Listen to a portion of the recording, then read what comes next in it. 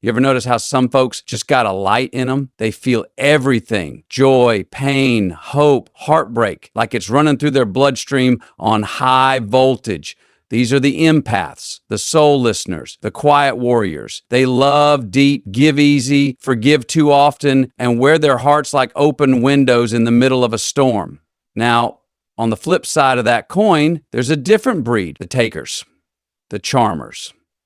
The ones who know how to twist that open heart into a pretzel just so they can taste a little more of someone else's sweetness without ever intending to give any of their own. Those are the narcissists.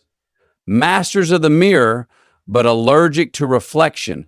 See, for a while, this dance looks like harmony. The empath gives, the narcissist takes. The empath believes, the narcissist deceives. One is trying to heal the world, the other is trying to feed a black hole inside their chest, and it works until it doesn't. Because here's the kicker: an empath's superpower ain't just in how much they care, it's in knowing when not to. Yeah, that moment, that quiet, holy moment when the empath looks up, not with anger, not with vengeance, but with peace, and says, no more explaining my worth. No more bleeding to keep you warm. No more shrinking so you can shine. When the empath stops trying to fix what was never theirs to fix, the game changes. You ever seen a narcissist lose their supply? It's like a peacock with no one watching. All that strutting, all that noise, all that illusion suddenly means nothing, because their power, it was never real. It only existed as long as the empath believed in it. And when that belief walks away, the narcissist ain't got nothing left but the echo of their own emptiness. Now, I'm not saying it's easy. Breaking that spell, that takes courage, that takes clarity, that takes walking through the fire of your own boundaries, barefoot and raw, until you realize you ain't burning, you're rising. So to every empath out there, I see you. You are not weak for feeling. You are strong for surviving. And when you stop pouring into the bottomless cup of someone who only ever saw you as a reflection of their own need, you reclaim every piece of yourself. And the narcissists, well, they go back to the mirror wondering why it won't talk back anymore. Keep your heart open, but guard your soul. Because when you finally stop caring where you were never truly seen, that's when you become powerful. And they become just a whisper in the wind. All right. Let them chase their own shadow. An empath's power begins the moment they stop trying to fix what was never broken in them. For much of their life, an empath is conditioned to believe that their depth of feeling is a flaw, that their sensitivity is a burden, that their desire to heal others somehow makes them too much or not enough. So they begin to contort. They twist their own emotional truth to fit the mold of what others need, especially those who thrive on control, manipulation, and emotional dependency.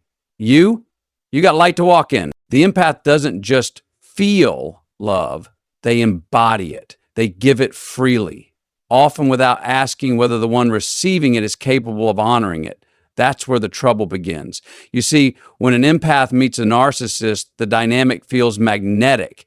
The narcissist is drawn to the empath's light like a moth to a flame, not because they cherish it, but because they need it to reflect themselves back to them.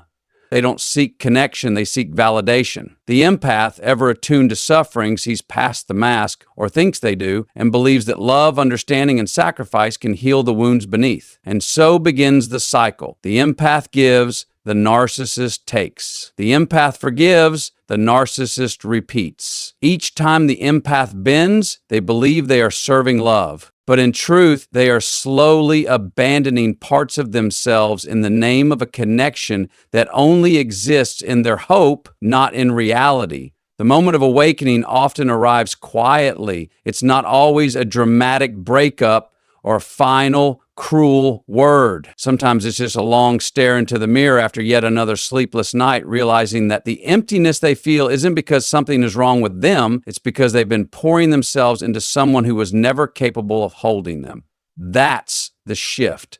The realization that the pain didn't begin with being too much, but with giving too much to someone who offered nothing in return. From there, everything changes. When an empath stops trying to fix themselves to suit the unhealed parts of someone else, they start remembering who they were before the distortion. They start reclaiming the quiet strength they always had, the power to feel deeply without losing themselves in the process. They begin to notice the manipulations for what they are, tactics to keep them hooked, unsure, small. And with that awareness comes the unraveling.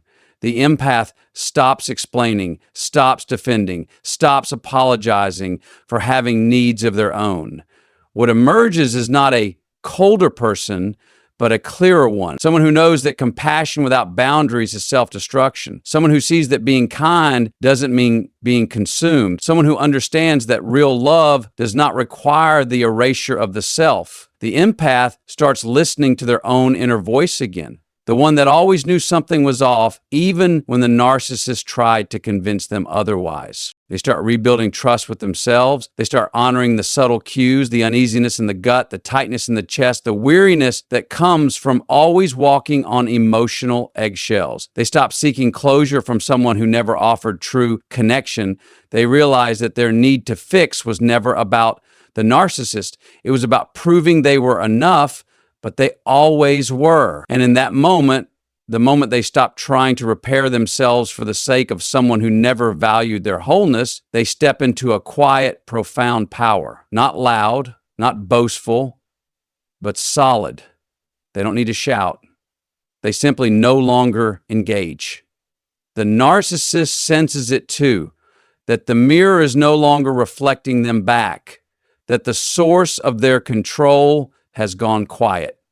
The supply is gone. The illusion breaks. The empath walks away, not to punish, not to prove a point, but because they've finally remembered who they are.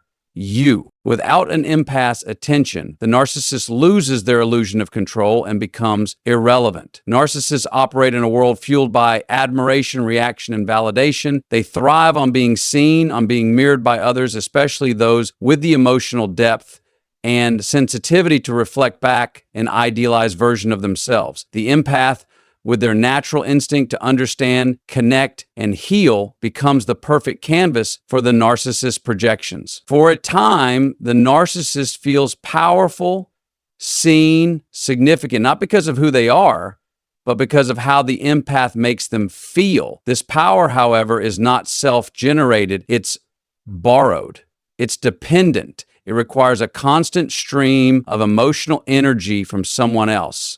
The narcissist's identity is built like a house of mirrors. It only exists when someone is standing in front of them, feeding the illusion. The empath, often unaware of this transaction, gives freely, pouring their care and compassion into someone they believe simply needs more love, more patience, more understanding. In truth, the narcissist is not seeking healing. They're seeking control. They need to feel superior, desirable, important, and they use the empath's devotion as proof that they are all those things. The narcissist will push buttons, create chaos, and stir up conflict, not necessarily to win, but to stay relevant. They want the empath to react, to explain, to defend, to keep showing up emotionally, even in pain.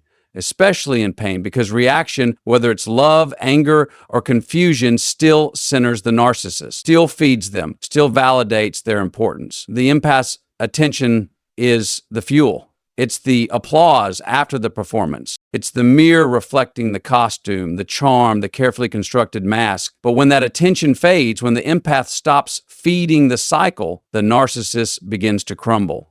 Not outwardly at first. They may rage, manipulate, beg, or play the victim.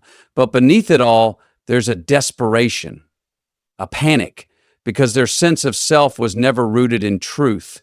It was held up by the emotional labor of someone else. And without it, they're forced to face their own emptiness. The silence that follows when the empath disengages is deafening to a narcissist. It isn't just a lack of attention, it's a void that exposes their lack of real substance. The empath's withdrawal isn't loud. It doesn't always come with confrontation or revenge. It's a subtle reclaiming of energy, a turning inward, a choice to no longer dance in the emotional theater the narcissist has scripted. And for the narcissist, nothing is more threatening than becoming invisible. When the empath no longer responds, no longer justifies, no longer plays the role, the narcissist's performance ends. There is no stage without an audience. There is no power without a connection to exploit. What the narcissist fails to understand is that the empath's attention was never theirs by right. It was a gift, one given freely and now taken back without apology. This shift redefines the entire dynamic. The narcissist, once center stage, now stands in the shadows, grasping for control that no longer exists. The power they believed they held was never internal. It was always borrowed, always temporary, always dependent on the empathy of another. As the empath redirects their attention towards self-respect, self-healing, and self-worth, the narcissist finds themselves cut off from the very lifeline that allowed them to feel powerful. The illusion fades, the fantasy dissolves. There is no admiration, no reaction, no emotional supply to sustain the image they've carefully crafted. All that's left is what they were trying to hide: insecurity, fear, emptiness, and without the empath to mask it, they are forced to face the truth of what they are without someone else's energy to feed on.